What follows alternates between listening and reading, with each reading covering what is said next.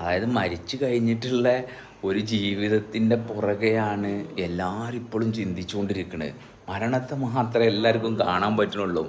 കൂടെ ഉള്ളവർ മരിച്ചില്ലേ, കൂടെ പഠിച്ചവർ മരിച്ചില്ലേ, മാപ്പ മരിച്ചില്ലേ, ഉമ്മ മരിച്ചില്ലേ, ഓക്കെ. ഇവരെല്ലാവരും മരിക്കുമ്പം നമ്മളും മരിച്ചു പോണതാണെങ്കിൽ നമ്മളിപ്പോൾ ജീവിക്കാൻ പാടില്ലല്ല. അപ്പം എല്ലാവരും മരിക്കുമ്പോഴും നമ്മളെ ജീവനോടെ നിലനിർത്തുന്ന ഒരു സംഗതി നമ്മളിൽ പ്രവർത്തിക്കണില്ലേ? ആ പ്രവർത്തനത്തെ ഉപയോഗിച്ച് മരണം കാണുന്നതിന് പകരം ഇപ്പോഴുള്ള ജീവിതം കണ്ടാൽ പോരെ? എന്തെങ്കിലും ഒരു ലോട്ടറി എടുത്തിണെന്ന് വിചാരിച്ചിട്ട് കുറച്ച് ദിവസം കഴിഞ്ഞിട്ട് ആ ലോട്ടറിക്ക് അനുസരിച്ചുള്ള കടം വരുത്തി വെക്കേണ്ട കാര്യമില്ലല്ലോ. മരിച്ചു കഴിഞ്ഞിട്ട് ഒരു സ്വർഗമോ നരകമോ പുനർജന്മോ ഉണ്ടെങ്കിൽ ഓക്കെ, അത് വരട്ടെ. ഇപ്പോഴല്ലേ നമ്മളെ കയ്യിൽ, ഈ നിമിഷത്തിലല്ലേ നമ്മളെ കയ്യിലുള്ളത് വെച്ച് നമുക്ക് ജീവിക്കാൻ പറ്റുള്ളൂ. അത് വെച്ച് ജീവിച്ചാൽ പോരെ?